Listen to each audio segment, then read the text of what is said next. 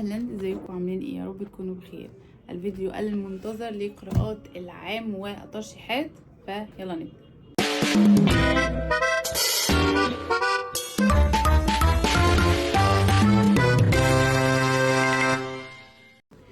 قراءاتي السنة دي يعني كالعادة مش كتير، ولكن الحمد لله أنا راضية جدا عن مستوى قراءاتي السنة دي، أو إني قدرت بالرغم من كل الظروف والمسؤوليات اللي زادت بوجود مودة صغيرة إني أحافظ على عادة القراءة. وقرأت كتب كتير وكلها كانت حلوة، يعني أغلب الكتب اللي قرأتها الحمد لله كانت كويسة، بالذات الروايات كانت ممتعة وكانت مواضيعها حلوة وكانت متنوعة كمان، كان في منها السياسي والتاريخي والنفسي. فأنا مبسوطة جدا بالإنجاز اللي أنا عملته حتى لو كان بسيط. السنة دي كمان كانت أول مرة في حياتي يجيلي كتاب هدية علشان أقرأه وأقيمه، والكتاب كمان كان حلو، فدي كانت من الحاجات المميزة جدا اللي حصلت السنة دي. من الحاجات الحلوة كمان اللي حصلت السنة دي واللي حابة ان انا اشاركها معاكم، كانت حاجة كنت اول مرة اجربها في حياتي، اني احضر مناقشة لكتاب واني ادخل اشارك في نوادي القراءة، اقرأ كتاب واشارك افكاري مع مجموعة من القراء، وتعرفت على قراء جدد. عالم جميل قوي، وحاجة فعلا ممتعة انك تقرأ كتاب وتعبر عن افكارك وتبص تلاقي ناس كتير قوي بتشاركك في نفس الافكار والمشاعر دي. تعرفت كمان على مجتمع الضاد اللي عامل السنة دي فكرة حلوة جدا، وهي القراءة المنهجية لمجموعة من الكتب ليها علاقة بموضوع واحد، نفضل نقرأ في نفس الموضوع طول السنة. عاملين كل شهرين هنقرأ كتاب ونناقشه في النادي بتاع مجتمع الضاد ده، وانتوا تقدروا تعرفوا كل التفاصيل عن طريق صفحتهم على الانستا. المهم بقى عشان ما اطولش عليكم اكتر من كده، انا كنت حابه بس اني ابدا بالمقدمه دي واشارك معاكم الحاجات المميزه دي، واني اقول اني راضيه جدا عن عالم القراءه والكتب بتاعي، ومبسوطه بكل الحاجات اللي انا بعملها فيه، واني بقى عندي شغف لكتب اكتر ومعرفه اكبر. ومبسوطة اني كمان عرفت ناس هنا عن طريق التعليقات، سواء على اليوتيوب او البلاتفورمز التانية. انتوا كنتوا جزء برضو من الحاجات اللطيفة جدا اللي حصلت لي السنة دي، في ناس انا بستنى تعليقاتهم بجد. بس فشكرا لكم من كل قلبي، ويلا اقول لكم قرأت ايه. في الفيديو ده هنقول كل القراءات اللي قرأتها السنة دي، ولكن مش كل الكتب هنتكلم عنها بشكل تفصيلي، هنتكلم بس عن الكتب اللي ما اتكلمتش عنها في الفيديو السابق، واللي هو كان خاص بقراءات او 6 شهور من السنة.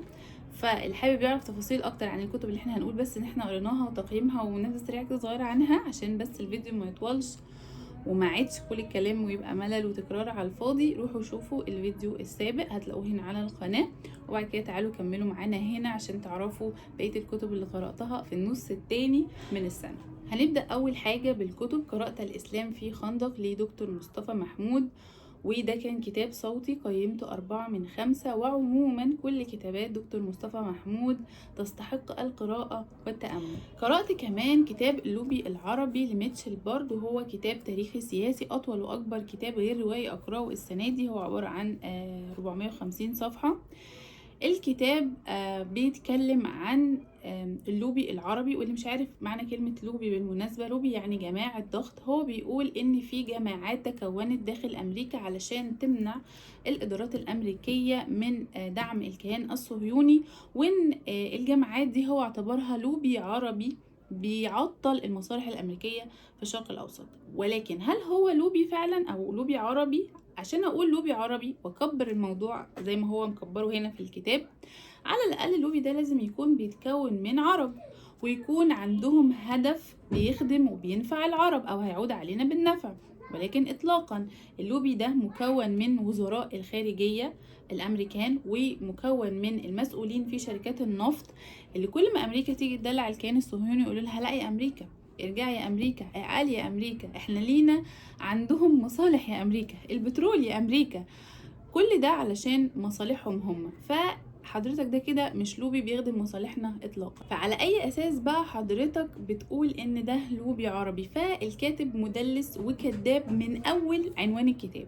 محتوى الكتاب بقى كله مبني على سياسة الندب والولولة لأي تضامن أو أي دعم يحصل معانا إحنا كعرب، علشان يفضلوا دايما هم اللي على الحجر، وهم اللي عندهم الامتيازات، هم اللي معاهم أقوى الأسلحة، وماسكين فزاعة المعادين للسامية على أساس إن هم العرق السامي اللي مفيش زيه على الكوكب، وإن هم ما ينفعوش يتساووا مع أي حد.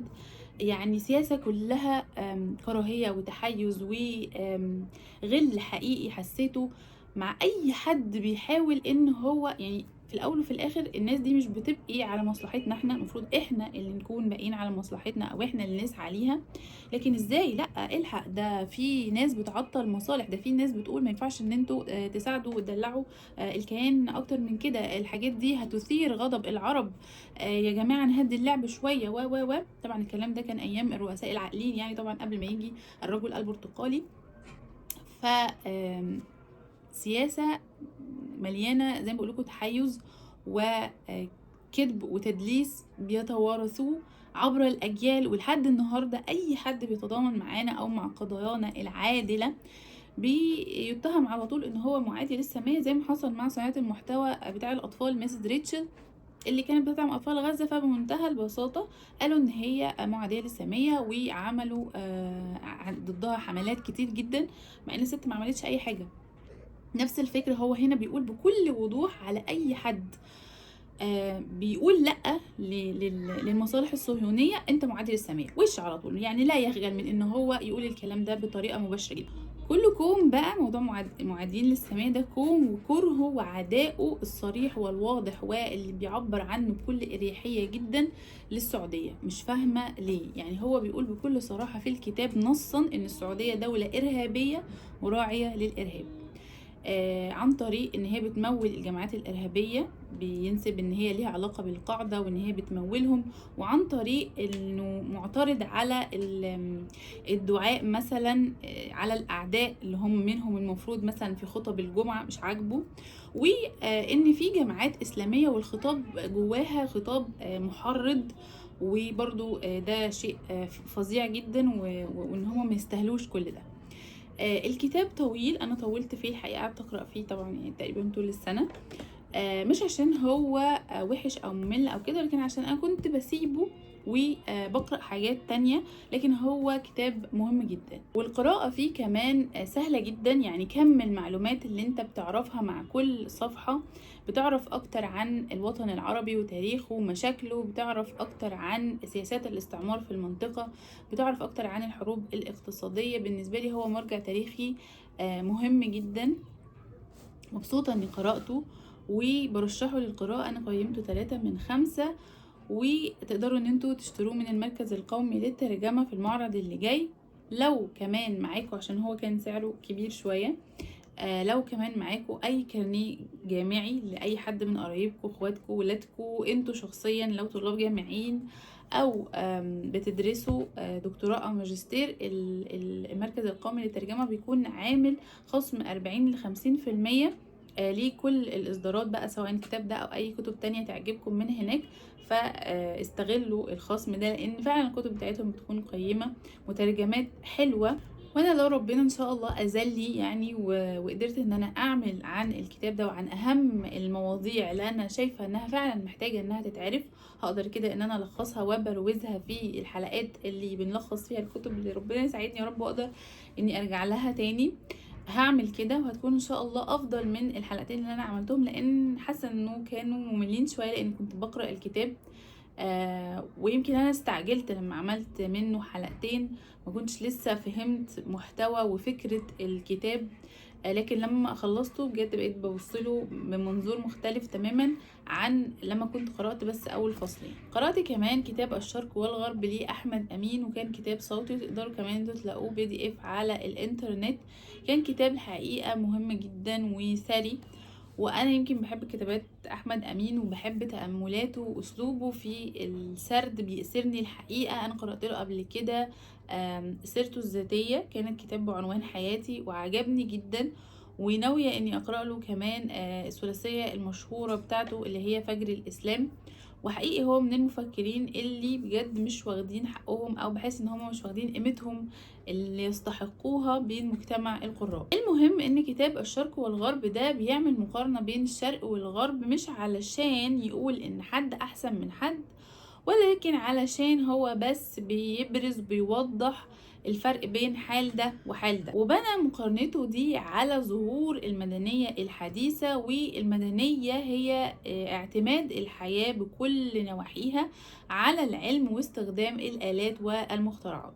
وبيسأل هل انتشار المدنية دي بين الأمم الشرقية كان نعمة عليها ولا نقمة؟ وكان في فصل في الكتاب كان هو الأكثر أهمية والأكثر واقعية بالنسبة لي، هو كان فصل فيه برضو بيعمل مقارنة بين الشرق والغرب حوالين بس الاستبداد والديمقراطية. واللي أدهشني في الكتاب إن فعلا الوضع لم يتغير، ظل كما هو منذ عقود. بيحكي كمان في الكتاب عن الاختلافات اللي بيننا وبينهم في الزراعة والصناعة والتجارة والقيم الأخلاقية والعادات الاجتماعية. حتى المرأة عمل لها فصل لوحدها في الكتاب، مقارنة بين المرأة الشرقية والمرأة الغربية وعلاقة كل الحاجات دي وتطوراتها بالتمدن، وقد ايه التمدن ده كان ليه علاقة بالمادية الصارخة اللي اصبحت متعمقة متجذرة في المجتمع الغربي، وخلتهم او قادتهم للمزيد من التطاحن والحروب المهلكة. كتاب قديم شوية بالنسبة للتطور والتقدم اللي حصل دلوقتي، ولكن هو مدخل مهم لفهم الحداثة، روح المقارنة بين الشرق والغرب وعوامل المقارنة نفسها. أعتقد إنها من وجهة نظري ما اتغيرتش إطلاقا. فأنا قيمت الكتاب 4/5، ومعذرة على أي أصوات كده هتطلع زي صوت الفيران كده عشان أولادي، بس يعني محاولة إن أنا اسكتهم بس مفيش فايده، فلو اي حاجه طلعت كده تبقوا عارفين مصدر الصوت ده جاي منين. قرأت كمان معذبو الأرض لفرانز فانون. وفانون طبيب نفسي ومناضل ثوري عاصر الثورة الجزائرية على الاستعمار الفرنسي، وبحكم عمله كطبيب شاف اللي بيعمله الاستعمار في كل من المستعمر والمستعمر، وشاف العنف العنف الاستعماري اللي بيخلق وحوش. هيجي يوم أكيد في يوم من الأيام وهتثور على القمع وعلى النظام الاستعماري ده اللي بيسلبهم إنسانيتهم يوم بعد يوم. حسيت وانا بقرأ الكتاب ده ان الكلام على العنف الاستعماري او السياسات الاستعمارية ده مش مرتبط بس بالدول الاستعمارية العظمى المتمثلة في الدول الأوروبية اللي هم كانوا ده زمان بيجوا يحتلوا دولة أضعف منهم علشان ينهبوا ثرواتها، ولكن حسيت ان الاستعمار نظام وليه أدوات بتستخدموا أنظمة علشان تسيطر على مجموعة من الناس. الاستعمار فكرة بيتم استخدامها وتطبيقها علشان أخوف الناس من المجهول اللي مستنيهم لو صاروا عليا، وإنك تحط من قدرهم وتسلبهم إرادتهم وتفهمهم إنهم نكرة لا شيء، وإنهم ما يقدروش أبدا إن هم يعملوا أي حاجة، وتخوفهم دايما من إن هم يطلعوا عنك، أو إنه لو ثرتوا عليا هيحصل فيكم كذا وكذا وكذا،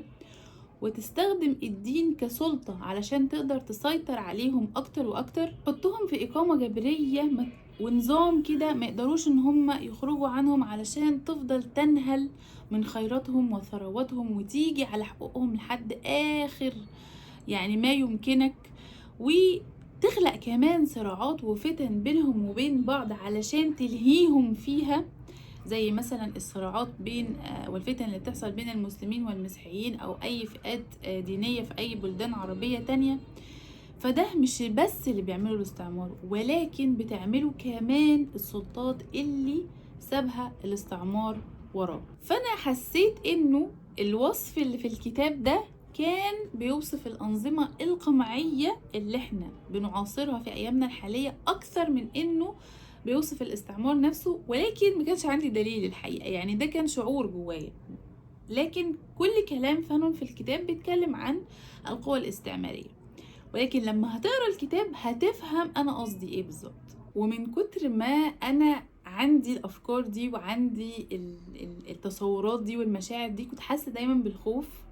ويمكن انا عبرت عن ده لسمية والقراء اللي ناقشت معاهم الكتاب ده، لان الكتاب ده كان تبع نادي سمية للقراءة، قرأناه وناقشناه سوا. فانا كنت بقول لهم ان انا طول ما انا بقرأ حتى لو بره البيت خايفة، حاسة ان انا في عهد عبد الناصر وبقرأ حاجة عن الشيوعية، فحاسة ان هتمسك متلبسة. فكنت خايفة جدا، مش عارفة ليه الشعور ده كان جوايا.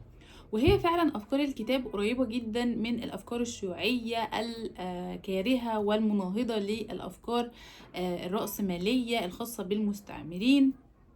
ويمكن برضو لما بتقرأ الكتاب ده بتحس انه قريب قوي من أفكار مالكوم إكس وكرهه للرجل الأبيض الأوروبي. حسيت فعلا انه هما الاتنين قريبين جدا من بعض، في بينهم تشابه غريب. ومالكوم إكس شخصية ثورية ورجل مناضل وحد مخلص جدا للفكرة اللي هو بيناضل علشانها، اتغدر بيه بجد. بالمناسبة أنصحكم ان انتم تشوفوا فيلم مالكوم إكس، أو تشوفوا الوثائقي اللي اتعمل عن الراجل ده، أو حتى تقرأوا سيرته الذاتية، هتحبوها جدا وهتستمتعوا بيها جدا. نرجع بقى للكتاب. الكتاب مش هيناسب كل القراء، هو مهم وعظيم جدا، ولكن القراءة فيه تقيلة، مش هيناسب كل الناس، خاصة لو حد مش مهتم أصلا بالموضوع اللي بيتكلم عنه الكتاب، وهي سياسات التحرر والقوى الاستعمارية والحاجات دي كلها. الكتاب هيبقى صعب عليه، ما بنصحش بيه أبدا المبتدئين. الكتاب صغير، هو 200 صفحة، ولكن القراءة نفسها معرفش بتاخد وقت ليه. يعني انت حتى كل ما تقرأ مجموعة من الفقرات انت بتاخد وقت علشان تستوعب الفكرة اللي هو عايز يقولها. الكتابة فيه كانت ملخبطة شوية، تحس ان هي كانت افكار كتبها في وقت غضب، فما كانتش منظمة، ما كانتش مرتبة. الترجمة كمان كانت مصعبة الموضوع شوية، يعني لما يجي المترجم يكلمك بلغة المستعمر ويقصد بيه المستوطن للأرض، والمستعمر اللي هو صاحب الأرض، فصيغة الفعل والمفعول دي كانت برضو بتلخبط شوية. أنا الحقيقة حبيت المقدمة اللي كتبها جان بول سارتر عن الكتاب، وكانت بالنسبة لي منظمة أكتر وواضحة أكتر، وكنت حاسة ان انا مكتفية بيها مجرد ما قرأتها، اني فهمت محتوى الكتاب من غير ما اكمل قراءة. ولكن برضو الكتاب يظل كتاب مهم وممتع، وده بالإضافة طبعا للجزء النفسي اللي اتكلم عنه، طبعا خاص بتخصص فانون في نهاية الكتاب. فالكتاب مهم، أنا قيمته 4/5 من مفضلاتي السنة دي، وبرشحه للقراءة. أنا جبته من معرض القاهرة السنة اللي فاتت من دار مدارات للأبحاث والنشر، تقدروا ان انتوا تشتروه من عندهم. وكمان هم كانوا عاملين خصم كويس جدا على الكتب، وكل الكتب هناك في الدار بجد كتب قيمة، وإن شاء الله تلاقوا فيها حاجات كتير كويسة تنفعكم. قريت كمان كتاب تزوجي للوري جوتليب، وده كان كتاب صوتي، كان كتاب ظريف جدا، كان من إصدارات دار التنوير. والكتابة بتحكي فيه ببساطة عن تجربتها الشخصية في محاولاتها لإيجاد شريك الحياة الجيد، عن طريق بقى بتعمل معادات مع أشخاص، وبتقدر يعني بتعرف صفاتهم وكده، وبتسأل بقى مختصين علاقات، وكمان بتاخد خبرات أصدقائها والناس اللي حواليها. وعاملة بقى مقارنة في الكتاب بين وجهة نظر الرجل ووجهة نظر للمرأة لفكرة الجواز والارتباط، وإيه الحاجات اللي المفروض إن احنا ندور عليها، وايه الحاجات اللي بيبقى محتاجها فعلا الجواز، وايه الحاجات الخيالية اللي احنا بنبقى متمسكين بيها ولكن هي مش مهمة قوي. فهو كتاب مهم كتجربة انسانية بجد، ممكن يساعد ناس كتير من اللي عندهم تروما مثلا من الجوازات الفاشلة ومشاريع الارتباط اللي ما بتكملش، الناس اللي بيتأثروا بالبوست بتاع لسه عايزين تتجوزوا لما اي حد مشهور ينفصل عن شريك حياته.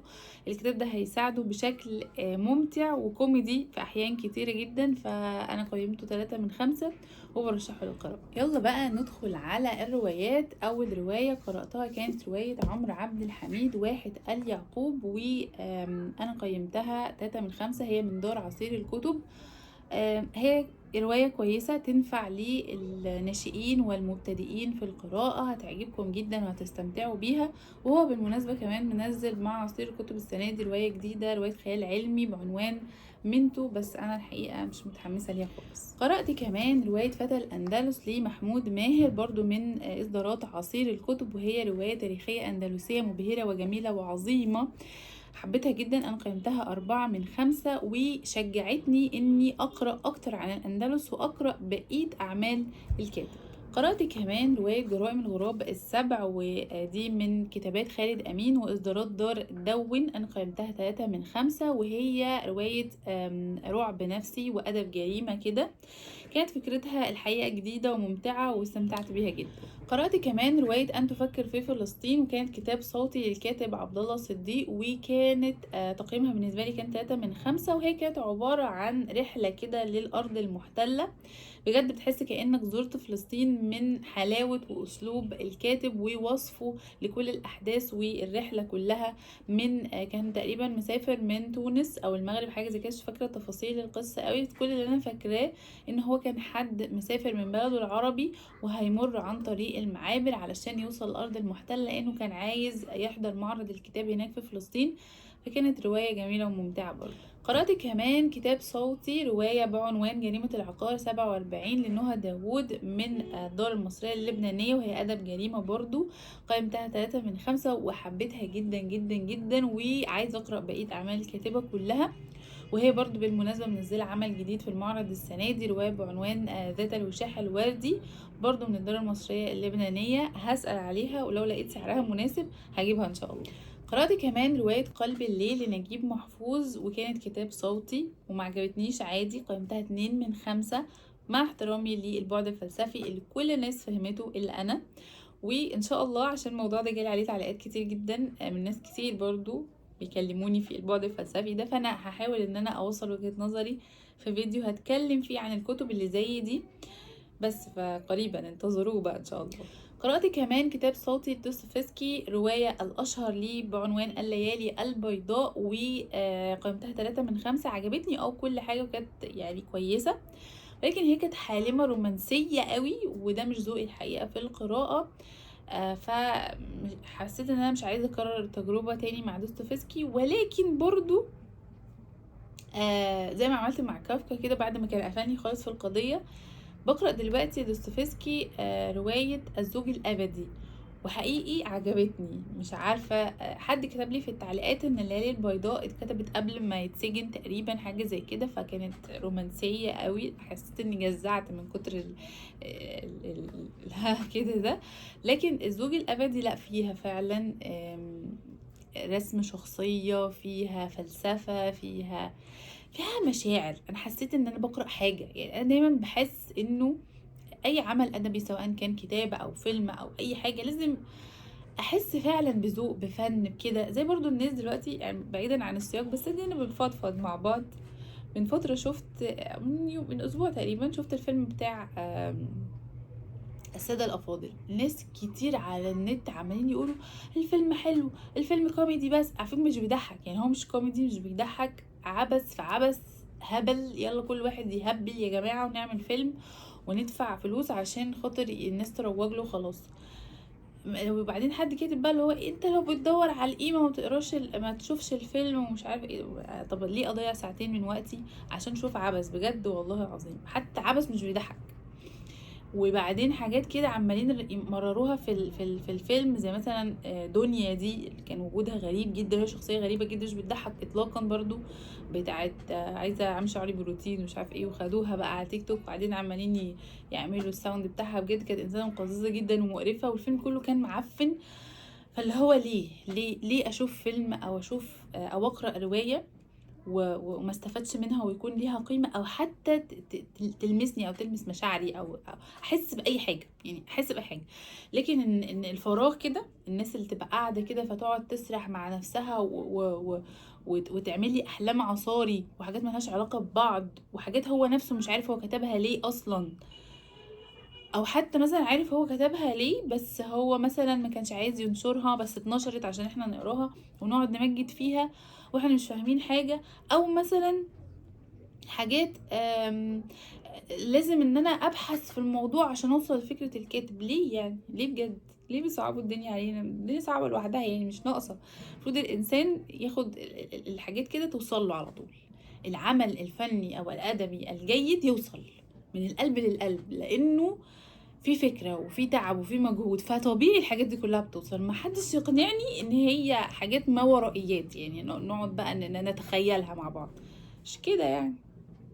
يلا نشوف الكتاب اللي بعده. كل بقى الروايات اللي احنا قلناها دلوقتي سريعا دي كده، انا اتكلمت عنها في الفيديو اللي فات، فمش هنستفيد في تفاصيلها بقى يعني دلوقتي، فاعتقد كده تمام انتوا فاهمين. ندخل بقى على الرواية اللي بعدها، برضو كان كتاب صوتي، رواية الحرافيش لنجيب محفوظ. انا لما اتكلم عن نجيب محفوظ قولي الحرافيش بجد. هي طبعا كانت اطول رواية اقرأها السنة دي، وهي افضل رواية اقرأها السنة دي. انا قيمتها 5/5، مفيهاش نقاش دي يعني. انا طبعا مش هقدر اديكم تفاصيلها لان هي مجموعة قصص، هي ملحمة على مر اجيال، بس تحفة. هو يستحق نوبل على الرواية دي بس لوحدها، مش على مجمل اعماله ولا حاجة. جميلة جدا، ممتعة، رسم شخصيات، حبكة، تسلسل زمني، وربط الأجيال. بجد رواية جميلة جدا جدا جدا، أنا برشحها بقوة. ودي رواية العام السنة دي أحلى أحلى أحلى عمل قرأته السنة دي، وأعتقد إن هي فعلا من أحلى حاجات اللي كتبها نجيب محفوظ. ودي فعلا اللي تستحق بقى النقاش، وإن احنا نقعد بقى نتكلم عنها وكده ونمجد فيها. تحفة تحفة، اقرأوها هتعجبكم. قرأت كمان رواية الآن بدأت حياتي لسومر شحادة من إصدارات الكارما، والرواية دي كانت حلوة جدا وأصبحت من مفضلات الروايات اللي قرأتها السنة دي. قيمتها 3/5، ويبقى عندي شغف بجد ان اقرا بقيه اعمال الكاتب سومر شحاده. هو اراءه الفكريه عامه اللي بيطرحها على صفحته برضو بتعجبني جدا، السياسيه. احنا اتكلمنا عن الروايه دي في الفيديو السابق. وياخدوها مني قاعدة، كل إصدارات الكارما إصدارات حلوة. يعني أنا بحب الدار دي جدا، وبحس إن هي دار طيبة، ومحدش يسألني يعني إيه. أنا بحس إن هي طيبة كده وخلاص. الكتاب اللي بعده، قرأت كمان رواية المسخ لفرانز كافكا، ودي الرواية اللي غيرت نظرتي عن كافكا نهائيا.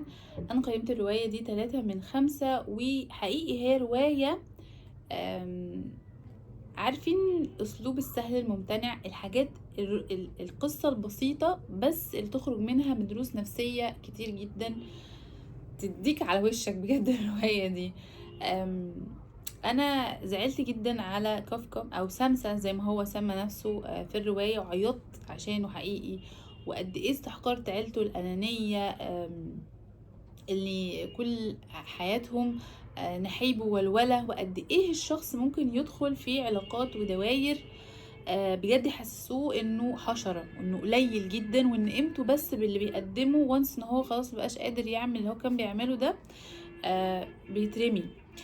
امه كانت مثال صارخ للام الانانية اللي ما تعرفش اي حاجة عن الامومة، لحد اخته اللي برضو اهتمت بيه فترة لحد ما زهقت وحست ان هو بقى عبء عليهم. الاب حسيت ان هو اكتر حد كان بيحبه، ولكنه مش كان قادر يعبر له عن الحب ده. هو كان بيأمل منه حاجة معينة، ولكن في نفس الوقت هو ما قدرش يستحمل اهانة المستأجرين اللي جم يقعدوا معاهم في البيت ليه. ولكن في النهاية كلهم سابوه، كلهم ما حاولوش ان هم يساعدوه، سابوه لأوضته اللي اتملت تراب وفوضى لحد ما مات فيها. ولما مات كلهم دوروا وشهم عنه، محدش حتى فكر ان هو يزعل عليه او يشوف مات ازاي او ليه او كده، وكلهم بدأوا حياتهم بشكل غريب جدا. نهاية كانت تعيسة وغير متوقعة ومبهمة الحقيقة، ولكن هي رواية بجد نفسية تطلع منها بحاجات كتير جدا وتحليلات كتير جدا، كل رموزها تقدر تحللها بشكل مختلف. انا انصحكم جدا ان انتوا تقرأوا رواية المسخ لكافكا، وانصحكم كمان ان انتوا تقرأوها مع حد مهتم بالقراءة، وتشاركوا افكاركم مع بعض. هتحبوا بجد الرواية دي اكتر، و هتعلق معاكم. انا بجد المسخ من الروايات اللي عمري ما هنساها في حياتي، واللي هفضل كل ما حد يسألني على عمل خفيف وفي نفس الوقت حلو فكريا ونفسيا او عميق يعني، هرشح له الرواية دي بلا اي تردد او تفكير. قرأت كمان لدكتور مصطفى محمود الذين ضحكوا حتى البكاء، كانت من دار المعارف، وقيمتها 3/5. هي كانت مجموعة قصص منفصلة كده، كتاب خفيف ظريف لطيف، نقدر ان احنا نقرأه كفاصل بين قراءات تقيلة، وينفع جدا جدا للمبتدئين. قرأت كمان رواية عدت وحيدا لشهد رضوان من دار اللؤلؤة، ودي الرواية اللي جات لي هدية السنة دي وفاجئتني الصراحة. كانت رواية حلوة جدا، هي بتتكلم عن الإلحاد عن طريق علاقة صداقة بتربط بين عبد الله وزهير. عبد الله اللي بيبدأ ان هو يصحح معتقدات زهير اللي ضلت، والكاتبة بتفند كل الموضوعات اللي بيتكلم او بيقعد بقى يعني يفتي فيها الملحدين. والرواية اسلوبها سهل وسلس، لغتها جميلة، غالب عليها الطابع الديني واللمسة الشعرية كده. الكاتبة اصلا في اسلوب كتابتها تحس فيه سجع كده وصور بيانية جميلة جدا. الرواية كمان بتحكي عن الوحدة، عن الصداقة. أنا الحقيقة حبيتها جدا وشجعت الكاتبة على إن هي تستمر، لأن رواية حلوة زي دي كبداية شيء مبشر جدا. أنا عجبتني وبرشحها للقراءة. قرأت كمان قصتين لأجاثا كريستي ككتاب صوتي، أنا قيمتهم 3/5. هما بعنوان النبيل الإيطالي واللغز المزدوج. و اي حاجه عامه تكتبها اجاثا كريستي انا بحبها وهحبها وهفضل اطبل الست دي واسمعها واقرا كل كتابها. هي اسلوبها حلو، والالغاز اللي بتكتبها بشكل جميل جدا. قرأت كمان برضو ككتاب صوتي، كنت حاسه بفتور قراءه كده، فقعدت اسمع كتب صوتيه صغيره. كانت قصه برضو بعنوان كراهيه لاحمد خالد توفيق. الرواية كانت حلوة، او القصة دي كانت حلوة، بس كانتش مفهومة بالنسبة لي قوي الحقيقة، كانت غريبة، ولكن لاجل السسبنس اللي فيها انا برضو قيمتها 3/5. نيجي بقى للزغلولة الكبيرة اللي خليتها في الاخر عشان هي كانت بالنسبة لي اكتشاف، وهي ميرنا المهدي. ميرنا المهدي هي اكتر روائية وكاتبة انا قرأت لها روايات السنة دي. انا قرأت لها 4 اعمال، من ضمنهم قنبلة للاستخدام الشخصي، وهي أول عمل أقرأه لها، وده اللي خلاني أتشجع وأقرأ لها باقي الأعمال. ميرنا المهدي بالنسبة لي بقت أجاثا كريستي، روايات البوليسية وأدب الجريمة. بقت بالنسبة لي عرابة الجيل الحالي، زي أحمد خالد توفيق كده، نقدر نحطها في نفس الخانة، لأن هي بجد خلت الشباب الصغير إنه يقرأ ويستمتع بالقراءة. شطارة مش طبيعية. انا قرأت لها الرواية دي قنبلة الاستخدام الشخصي من اصدارات الكارما برضو، وابهرتني بشكل مش طبيعي. هي رواية بوليسية تاريخية بتحكي عن المقاومة للاحتلال في فلسطين، بتعيشك الألم الفلسطيني بحذافيره، مشاعر النكسة وقيام دولة الكيان، بتعرفك على الغدر والخيانة اللي هم العدو الأول لأي مقاومة. مجموعة أبطال بتربطهم حبكة مظبوطة على الشعرة، وهوب ادتك البلوت تويست، فخدت الصدمة بقى على رأي كروان بجد، وتصرخ مهما تصرخ ولا حد هيسمعك، لأنك أمنت لست يا علي. وهنيدي قالك متأمنش لست إلا أمك يا علي. وأنا طبعا مش هحرق علشان بجد هي رواية تستحق القراءة، وما تستحقش أبدا مننا نحرقها. بجد رواية مبذول فيها جهد واتكتبت بطريقة مختلفة، يعني تستاهل انك تاخد التجربة دي. اشتروها في المعرض اللي جاي على ضمانتي، هتبهركم. انا قيمتها 4/5 بس عشان بعض اللخبطة اللي حصلت لي في الاول. انا بحب دايما اي كاتب يكتب رواية يكون فيها شخصيات، يديني مقدمة او خلفية تاريخية افهم الشخصيات دي ايه. محبش اترمي في الاحداث كده مره واحده، الحركه دي بتعصبني وبتلخبطني جدا، وحصلت معايا في الروايه دي، وحصلت معايا في قواعد جارتن برضو. دخلت في الاحداث كده على طول، ما حصلش لخبطه قوي في قواعد جارتن، بس هنا لا، انا فضلت متلخبطه شويه ومش فاهمه ومش عارفه مين دول، وكانوا شخصيات كتير كتير كتير واسمائهم كانت غريبه. فاهميني ازاي؟ بس مع تقدم الاحداث بيبدا الموضوع يوضح وبيكون ممتع وجميل جدا. تاني عمل قرأته لميرنا بقى كان سلسلة تحقيقات نوح الألفي، ال4 روايات اللي هي كتبتهم، ويعني تحفة تحفة تحفة. 4 قضايا دماغ عالية جدا وشغل فاخر من الاخر، باذله مجهود عشان تعمل لك جريمة غامضة بمعطيات كده كل شوية. اللي بيحب الانمي كونان هيفهم اللي انا بحكيه. هي كاتبة حاجة شبه كده بالظبط في قالب بقى مصري عامي.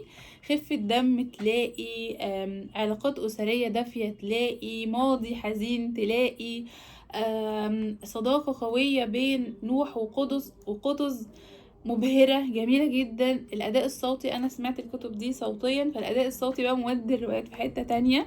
حبيت السلسلة جدا ومستنية حقيقي الجزء الخامس بفارغ الصبر. وكمان مقررة اني هشتري دليل جدتي القاتل اوغاد المعرض اللي جاي. كل اعمال من المهدي خلاص انا معتمداها وهقراها باذن الله. وعشان تعرفوا انا ليه منبهره قوي بميرنا كده، ان هي حد شاطر بجد، مش مجرد كاتبه بتكتب روايات ممتعه للشباب الصغيرين. لما هتقراوا قنبله الاستخدام الشخصي هتفهموا انها حد شاطر قوي بيعمل بحث طويل وقوي عشان يقدم لك قيمه. وبجد روايتها قنبله الاستخدام الشخصي هتكون ضمن ادب المقاومه زي اعمال غسان كنفاني بالظبط. فانا الحقيقه منبهره بيها جدا وفرحانه بيها جدا. اعتقد مش محتاجه ابين اكتر من كده. بس كده دي كانت قراءات السنه. اتمنى ان يكون الفيديو عجبكم وافادكم، والترشيحات كمان تفيدكم ان شاء الله. شاركونا قراءاتكم السنه دي في التعليقات، واستنوا فيديو جديد من تلبيب الكتب مع ايمان سعيد، وسلام عليكم.